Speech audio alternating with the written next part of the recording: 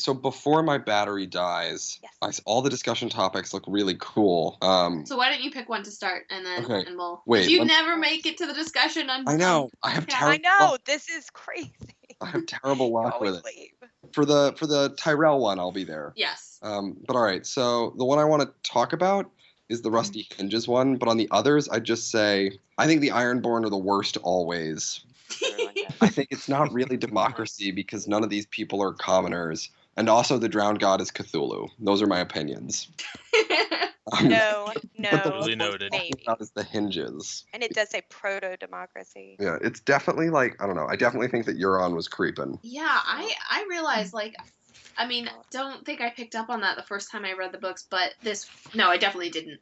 But I think Aaron is now kind of in my category of people who, like, I don't like, but, like, I feel really bad for. Yeah. Because, like, he doesn't do anything that bad. Like, yeah, he's a misogynist and a classist and, you know, whatever. But, like, in terms of his actual behavior, he doesn't, like, kill anybody. Well, Yeah. I mean, he does, but he drowns them, and they signed up for that, so, like, okay. Well, he does drown northern but he's never prisoners lost in any. Flash as well. And also, like, That's true. best case scenario, Euron was just, like, sneaking in there to beat the shit out of him for no reason. And worst case scenario, it's a lot worse than that. Yeah. I have some sympathy for the man. Well, I don't really have sympathy because he wastes so much of my time. I mean, he's just so boring to read. He's probably the worst POV. He is the worst POV, though. I do Seconded. agree with that. Seconded on that. Yep. Yeah. That's true. It's. I actually didn't realize either how much it really focuses on. I mean, it opens and closes with it with that rusty hinge. It's definitely supposed to mean something. Yeah. And he is a boring POV, but I love this chapter. Yeah, me too. But it's just like he's definitely the most boring POV, just because, like, for me at least, because like at least Ario Hota is like purposefully a cipher on some level, whereas Aaron's just kind of uninteresting. Yeah. Like Ario is like purposefully like window dressing, Yes. whereas Aaron is, I don't know, just could be a character but isn't. He's just so unlikable. It's like, just put on a sweater, get out of the water, stop drinking the seawater. That's really bad for you. I don't like him at all. Yeah, he would have been a better character if we knew him before he, drowned and came back as the drowned priest. Yeah, he Or sounded if like we he knew was a some- good time. Or if we knew some cool stuff that the Drowned God could actually do for you, so there was some reason to believe in him. There is And no Other than drowned CPR. god. No Drowned Drowned God spoke. What are you No talking drowned about? god. That's I what heard makes him. him really cool. Though. in his brain. That's what makes him interesting. So Yeah, I guess I'll stick up for Aaron too. I Please, find the thank whole you. concept of the party boy who becomes a religious fanatic, pretty interesting and pretty true to life too. Yeah, and I mean, it's not Sort even just a party boy. Now I totally think of it as somebody who was trying to, like, literally drown his trauma in wine and partying and all that. And then That didn't whatever, work out. right? Yeah, and, no. And he literally drowned. Right, exactly. And then whatever. I mean, we don't know what happened, but he certainly thinks that the drowned god saved him. So, like, it's all just coping mechanisms, and, like, they're not working. Exactly. You see that in real life, too. It is very realistic. Somebody replacing one addiction with another, and his is religion. Exactly. an alcoholic who finds God in AA. Mm-hmm. Yeah. And I find, I mean, I don't hold it to maybe as high of a standard as I would with some of the others, because I think he's just one of the characters in Feast Dance who's sort of a POV because we have to have a POV there to see this. Like, I don't expect we're gonna have another Dampere chapter. Hang on, Reg, before you go, is there anything you want to say? I think you left. Oh well. Aaron's gone. Also, I'm gonna go too because my computer's making weird noises. So, Okay. everybody, I'm so glad this actually happened. This is gonna be epic. Also, Gilbert Farwind King forever. So. I liked his idea. He was the one who was trying to sail to Valinor. He had the best plan. Sail to Valinor. Who doesn't love that? And also, I just realized that they talk about spotted whales, which are like orcas, which are the wolves of the sea. So that's pretty cool if you could actually warg an orca. Yeah, they're orca. They're warkas. They're warkas. Oh Lord. They're warks. That is some solid wordplay, people. Keep that They're going. warks, and they want to go to Valinor. So clearly, they're my favorites. All right. We'll get a mashup together. All right, bye, Lee. Have a good one. Bye, Lee. I do have to go too, but I just want to say everyone did really amazing. I was pleasantly surprised by how awesome this was, and that's not that I had low expectations. It was really awesome. So thank you guys, and it was a lot of fun. No problem. Was anyone else practicing their one line while they were muted over and over again? Yes. That's what I was doing. And Perhaps. right. Practice zero I of gotta our go. lives. King and all that. And see you guys later. Mike, and You're Bye. Good night. talking like an idiot. Night. I'm legitimately glad I had no preparation. No time to It worry worked about out it. better. I Mhm. really no expectations, nothing. Just like let's read some shit, and then get all worked up because it's Aaron Damphair and everybody's mean about him. But I feel Oh, like but people. I He's just not felt it. bad. I felt it at the end there. You're really getting into it. Yeah. I just kind of wanted that one last line because he was tripping because this whole facade is cracking because the thing that he's put every bit of like new trauma faith in is letting him down. That just can't happen because if it happens, then what? And so it can't be real. And so he's panicking and was the moment that made him actually slightly more interesting. And then he got more interesting on a reread. Like if I tried to read him from that angle that there was some rusty, hingy trauma of some unspecified kind. And then in an attempt to deal with it, he laughed and he tried to pretend it never happened, but it did happen and he had to face it. And then he's like, it's so much easier than actually like working to party and laugh and be this person all the time. Fuck it. I'm giving all my choices over to this. And now nothing I ever do is my fault. Nothing I ever do wrong is about me. And nothing can ever happen that's bad because there's this thing out there, this thing that's bigger than me, that's protecting me, and it can't ever not protect me. And that's so much easier. But you have to sacrifice like who you are sometimes as a person to truly buy something that fervently. He's a lot like Melisandre. Yeah. Yeah. Well said. I do think that's the problem with it. And then when that starts to crack, it's like, oh my God, what is happening? Yeah. Yeah. I think this chapter actually, like, I don't think you're capable of like really appreciating it. Like, yeah, like it starts to get a little awesome, like depending on which of the Ironborn you kind of have invested in. But the like emotional undercurrent of it is like completely invisible until you've thought about it in this sense. And it's interesting that George chose to write it that way because like. I mean, I don't remember Aaron's first chapter, like if there's a lot about the hinge stuff, but I was just so bloody bored during that, like listing the children and the children died and blah blah blah, and it was like whatever. But yeah, there's no hinge until it's revealed that Euron has returned, and then he has a dream about it that he hadn't had in years. Damn it, George! Oh man, I know, right? But it is still not all that. Like, it's not that much better. Still, that chapter is still just a bunch of here's some folks who live on the Iron Islands. There's lots of them. They all have the word good in their names somewhere. And this one has a horse, and that's terrible. Right. That's what I remember about it. Yeah, and this one has a maester, and that's terrible too. Yeah. Oh yes, that's true. Maesters, they're the worst. Oh, Yuri. Yes, I'll come to that later. The brother Yuri. Well, it's also really like interesting that like that they keep going back to this golden age of like paying the iron price and like we were so awesome, we reaved everywhere. But like the Ironborn like were a lot more along the lines of what Asha slash Euron want. Like they ruled the Riverlands for like a really long time. And because thank you, Westeros History Podcast. Now I actually know. I know, right? I did not know that. But like the Herons were, they were Ironborn, and so they're just like so derisive of the Greenland. And it's like, guys, like this is your history that you're so proud of. It's Greenland history. They've been so sectioned off from the rest of this is later stuff. Been so deliberately in a lot of cases like pushed off and been so marginalized from the rest of this culture. I think in lots of ways by design and lots of ways just subconsciously. That think of themselves now as alien too. It's like structure that has to uphold itself, both believing they're foreign, even though they're not, and they themselves believing they're foreign, even though they weren't. That, like, I find the Ironborn very psychologically interesting, which maybe is the only way that they are interesting when they're not Asha or Victarion. They're all cool. Guess once you've had so much stuff. And you've lost all that stuff, and you have no real of regaining any of that stuff. It's easier to just forget it ever happened. It's not unlike Aaron himself.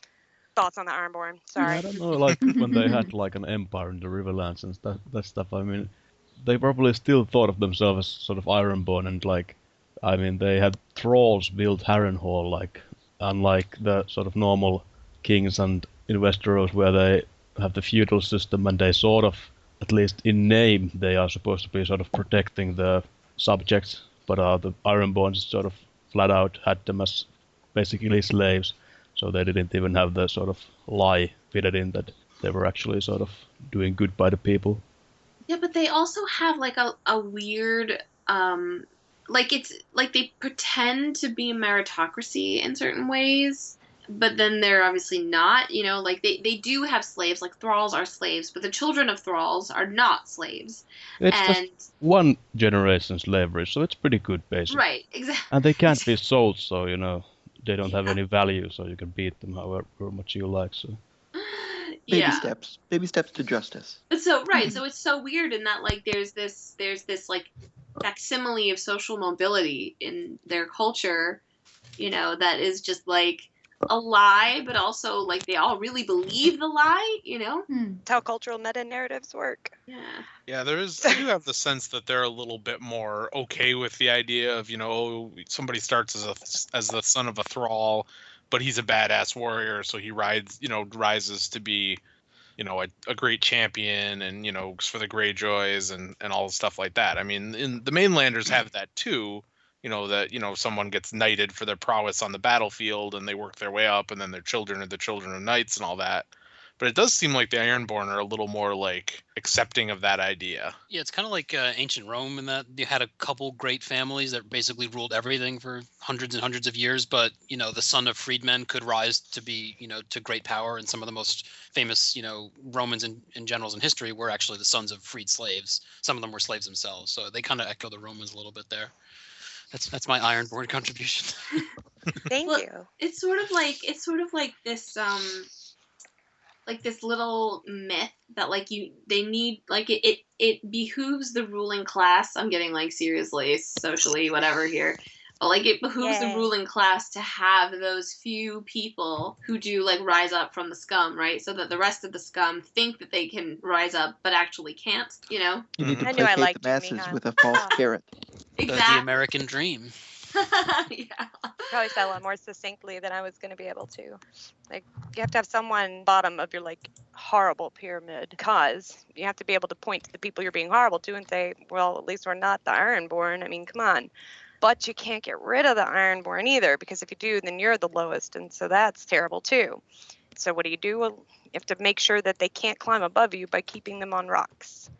Right. And then you have to grumble about it and all band together and pretend like you're better. And yeah, I think if they could have gotten the Ironborn, completely destroyed them, that would have been done at some point in the last 4,000 years. But there is some strength there to them, and also it's like you said, you know, you do need them there, but they don't see themselves as the absolute bottom. They sort of take pride in it, in their hardiness and their, you know, dowdiness. So yeah, it's they're in an odd position, but one thing I don't get, like, why the fuck didn't Robert kill Balon? Yeah. Your guess? He's Robert. That was like his thing. Dumb. Not killing people was his thing? Yeah, that was like all through his rebellion. He was like, he was all the time killing people. 6 years of no rebellion, of no fun and killing. That he had to, fine, Balon wants to cause some trouble. Let's do it, Ned. He was probably grateful, all through right? his rebellion, though, he would like, you know, fight some lords and then get them to switch over to his side. Yeah, but I mean, even Robert couldn't think that Balon was on his side. Like, I mean, I guess he could have gotten a kick out of sort of seeing Balon submit, but I mean. Yeah, I guess Stannis had the right idea, but maybe you should have killed him, yeah. No. Maybe. But then what? Yeah, well, I mean, the thing is, he destroyed already. Maybe it was like almost laziness, because he'd killed Balon's sons. So, I mean, accidentally, but still.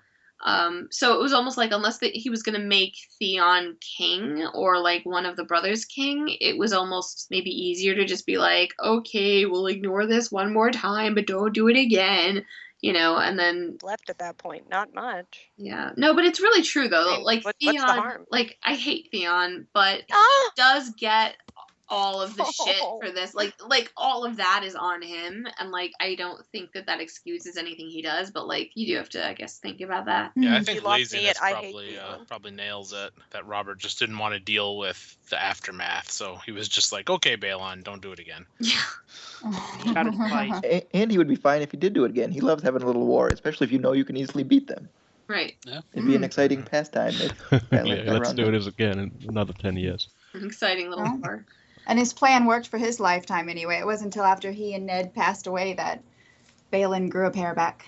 Yeah, well, that's even something interesting. Like, I think a lot about, I'm not that I know that much about Viking culture, but I think a lot of, of the Ironborn like Vikings. And I sort of have this idea that, like, honor is super important. And, like, I mean, being defeated in 2 rebellions, like, you would think that, like, Balon would have, like, killed himself in that kind of situation, but he just like kind of was like, okay, well, I guess I'll just stay here and be really grumpy for 10 years, and then like decide to like go at it again. I mean, he's nasty. I don't like Balon. I won't stick up for him this time. Balon defenders? Literally never. No, I Well, I I feel was bad thinking for him. Only every now and then. one time that terrible. the whole Greyjoy family is kind of badass, but Theon is like the only bitch in the family. But Balon is sort of like. What is happening? I mean, Classic shellfish. Yeah, I mean, Balon, I think he did some stuff in his youth, like he was a reaver and climbed some mountain or something like that. I think He some climbed a badass mountain? stuff. Yeah, I'm pretty sure. Yeah, Balin. There's some cool stories. They've got mountains on Pike. There might be one in that first Aeron Dampere chapter. Well, I mean, Theon was really in the same kind of position that Aeron sort of was. Not in like the sexual abuse kind of way, but like he talks about like his brothers just totally like wailing on him all the time, and I mean, in that way, like he's sort of was set up to be like the like cringing younger brother that Aeron sort of was. I guess he was the runt, kind of. Okay, can I ask about Yuri here then, which is the name that did not stand out to me at all the first time through, of course. And then in his first chapter, he thinks about him every now and then.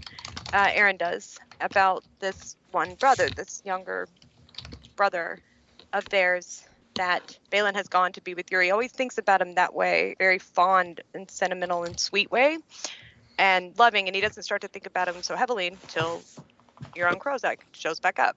And so it kind of threw some of the common understanding of the like stupid hinge into question for me, because I kind of feel like there's something there.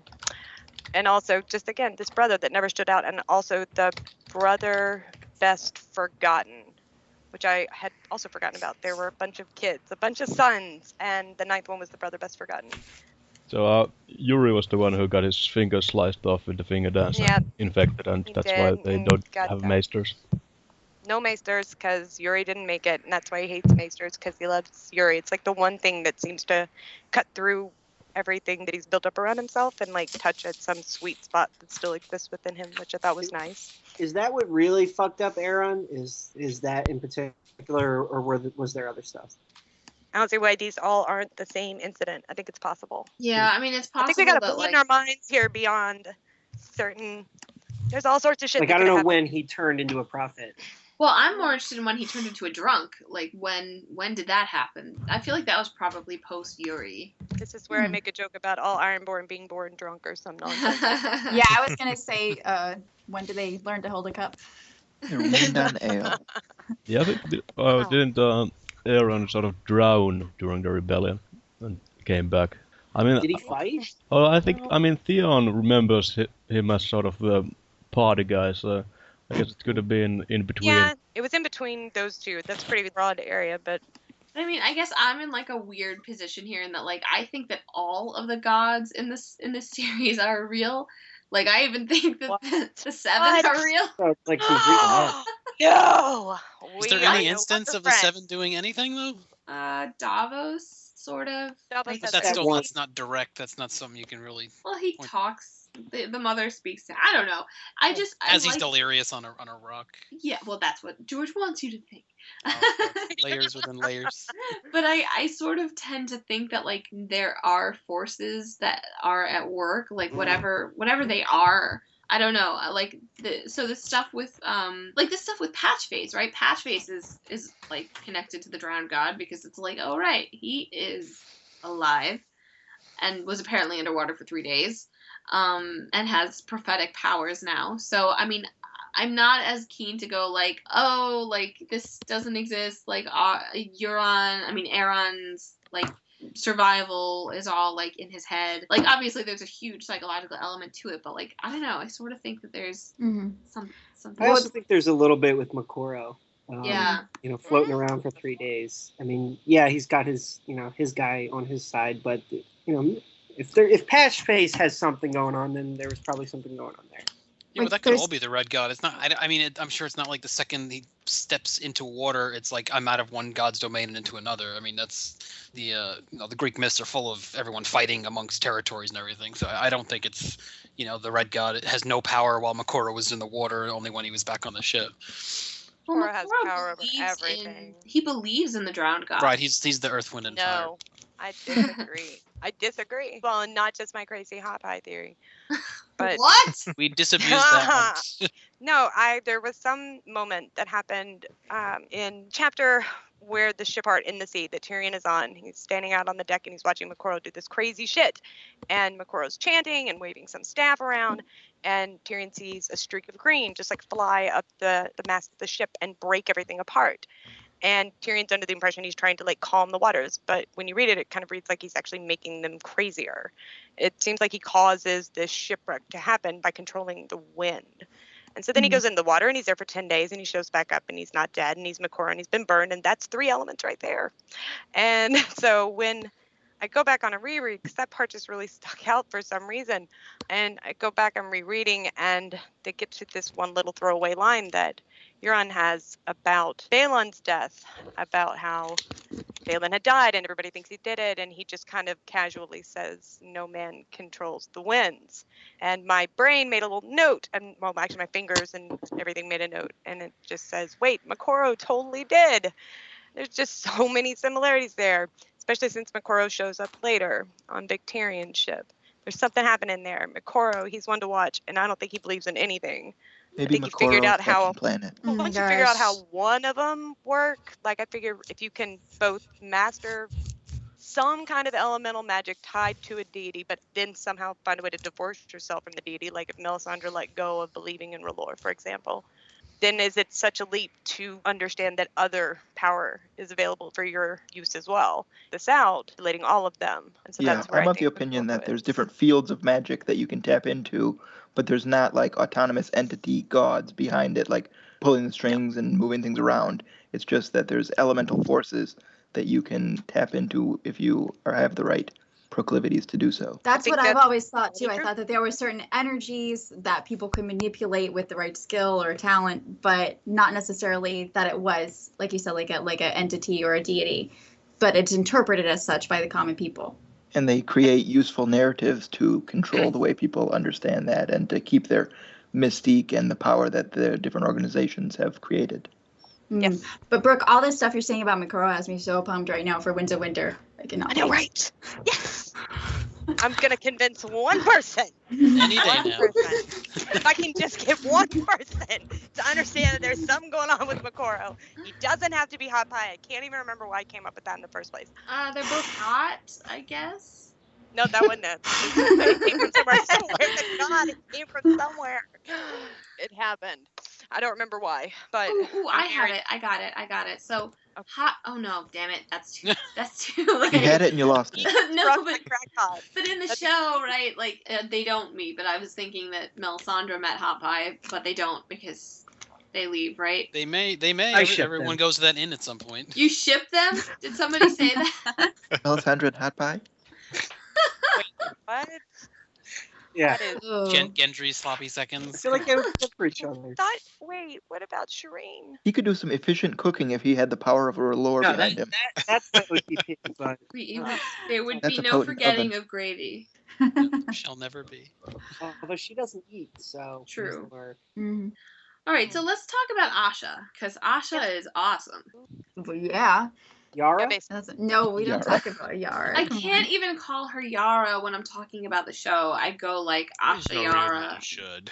It helps to call her Yara because she's a completely different character. So. She's so different. I like the actress. I like the actress, but they like removed any element of like a sense of humor, or she's just no charisma. Yeah. Also, we haven't seen exactly. her enough. We've literally had 2 scenes of her in 2 seasons, so it's we're gonna be. I hope they'll be bringing her back towards Book Asha when we get the Queen's Moot and everything, because she was one of my favorite. Everything that went down in Dance, I loved her stuff, and even before she gets to Stannis and everything going on there. But I hope they do sort of bring her back to Book Asha, or just on the show her character more. Yara is kind of like a female Jon Snow, to be honest. Yeah. Well, I mean, very dry. The Are you thing saying that positively or negatively? Negatively, it is. Yay!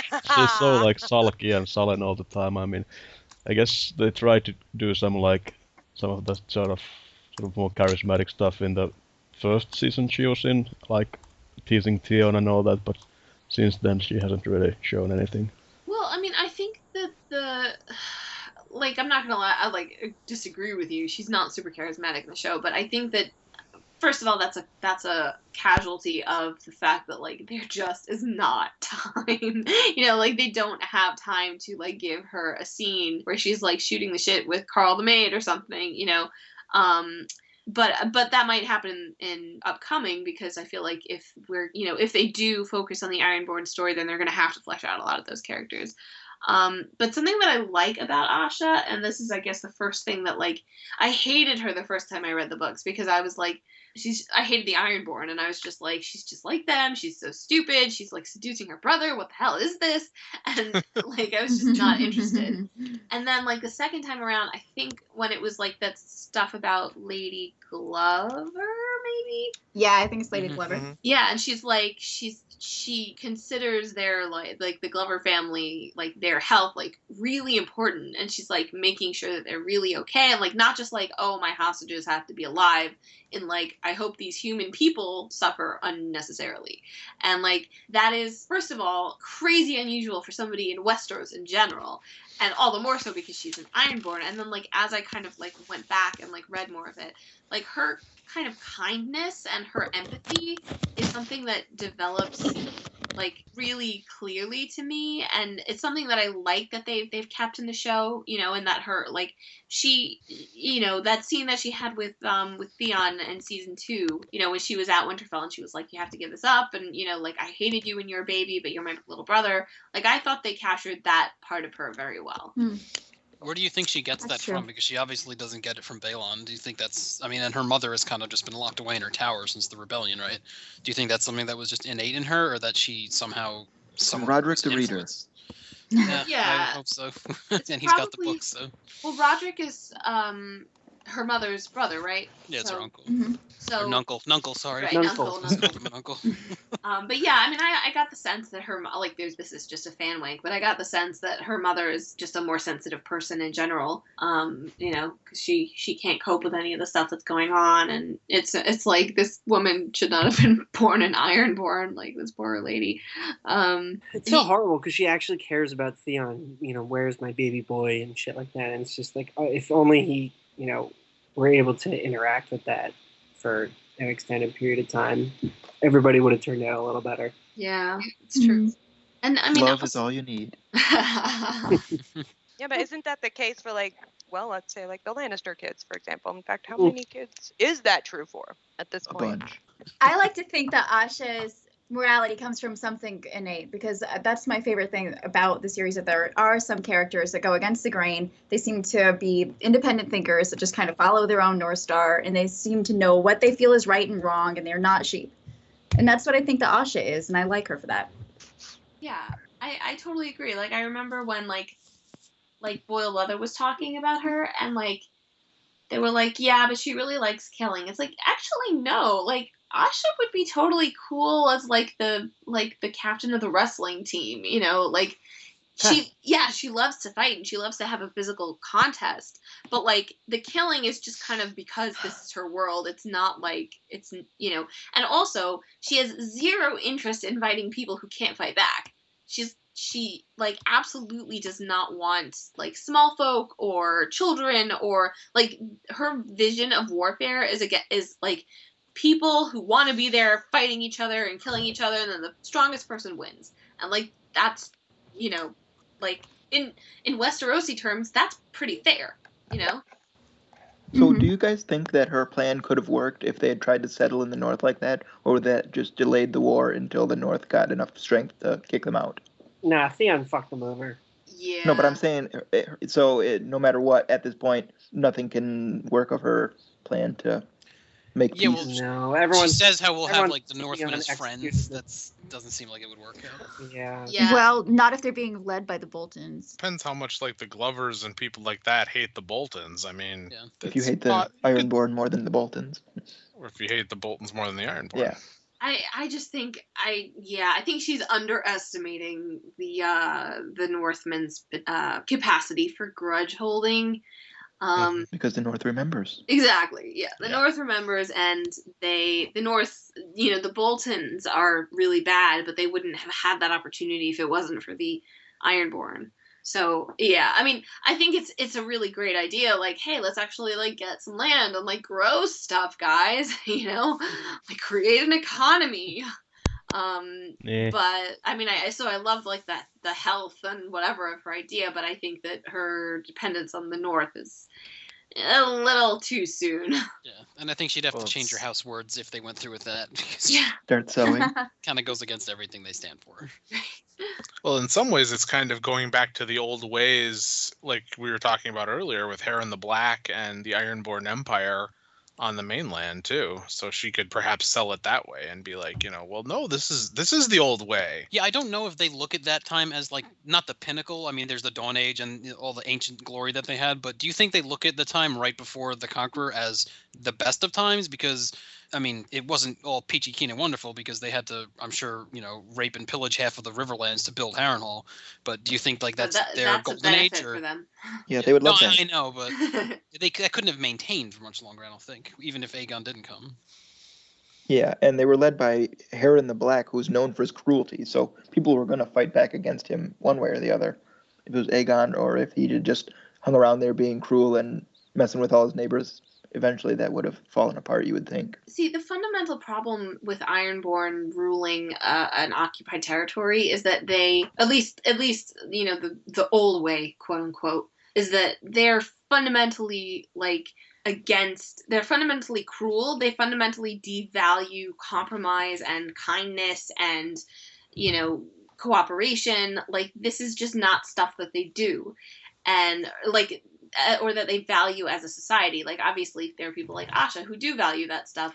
But like, you can't have an occupying force like that, or, like the Andals, right? Like they came in and presumably, after all the religious wars stopped, were like, hey, okay, let's just like build, let's stick around, The Targaryens didn't,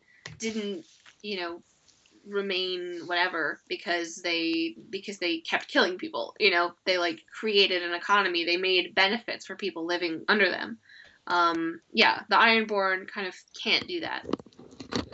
If they stick strictly to their all this old ways nonsense, but most of I think about like Harren the Black and all that, like the Normans in France where they were Vikings originally, and they moved in and sort of became much like the French. So, I mean, this is, it's a huge side tangent that we're probably not going to get an explanation of in the books, but that's kind of like my headcanon of the land-based Ironborn being more like the rest of Westeros than like the old Ironborn out in the islands. Yeah, well, they would have had to be, even just because Harrenhal, do we know how it took many years to build? I mean, they would have had to work and at least assimilate to the lords and everybody around them just to get that done, I think. Well, I mean, it was built by I don't trolls. see how the Ironborn are even still around. I just, they have no real industry.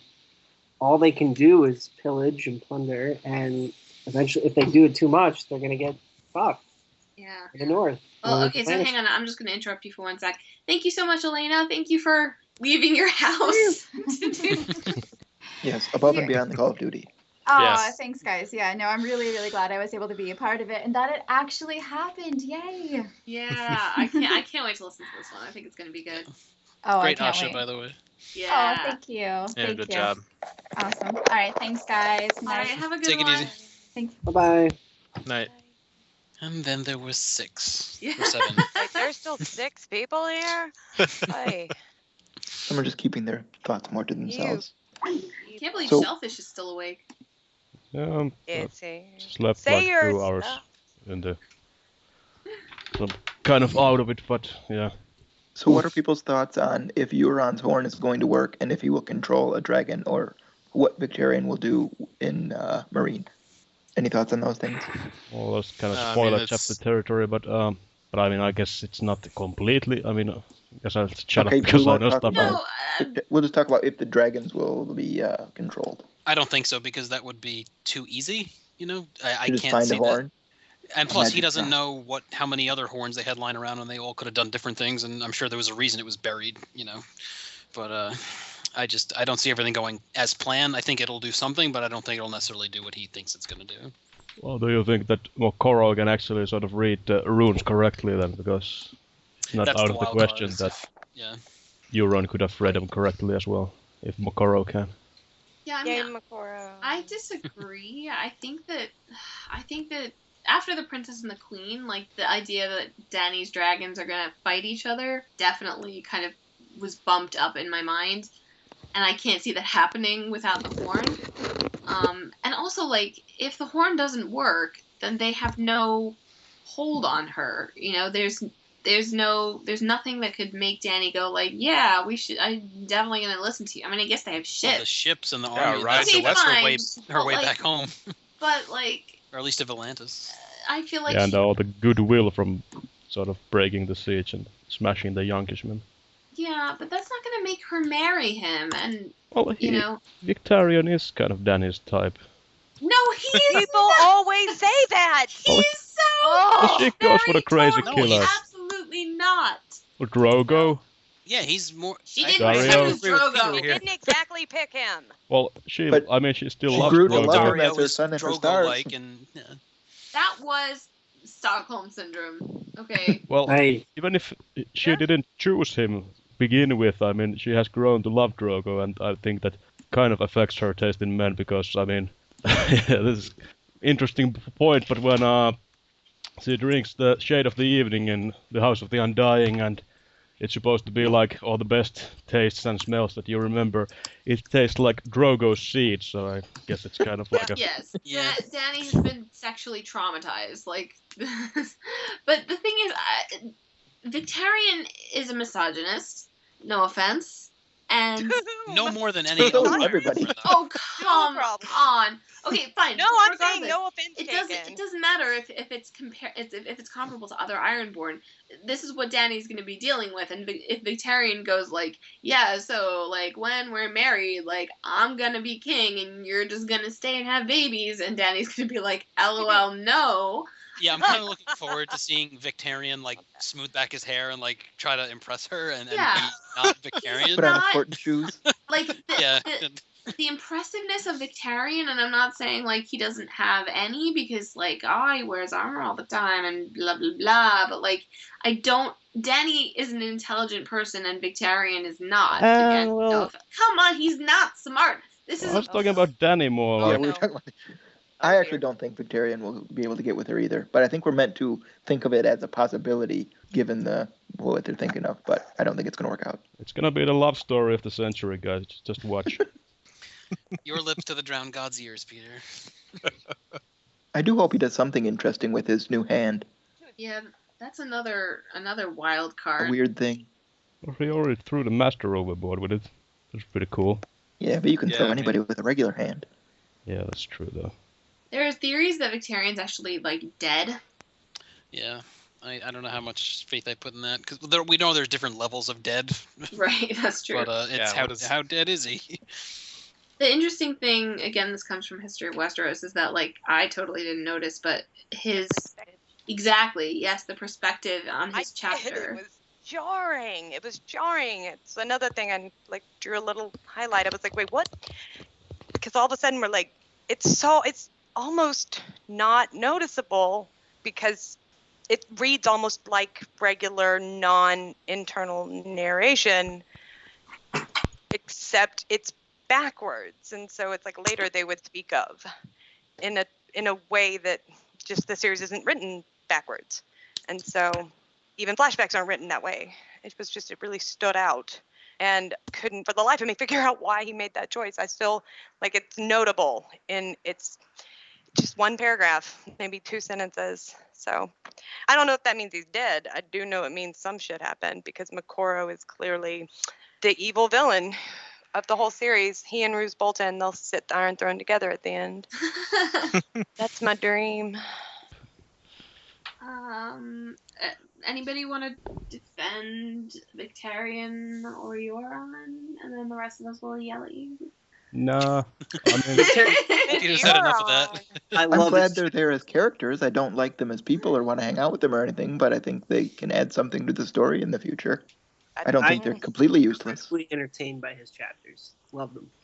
I mean, the Victarion chapter, absolutely. Yes. Yeah. God, I would love it, Euron. He gets crapped on by a monkey. I mean, come on. I love those monkeys.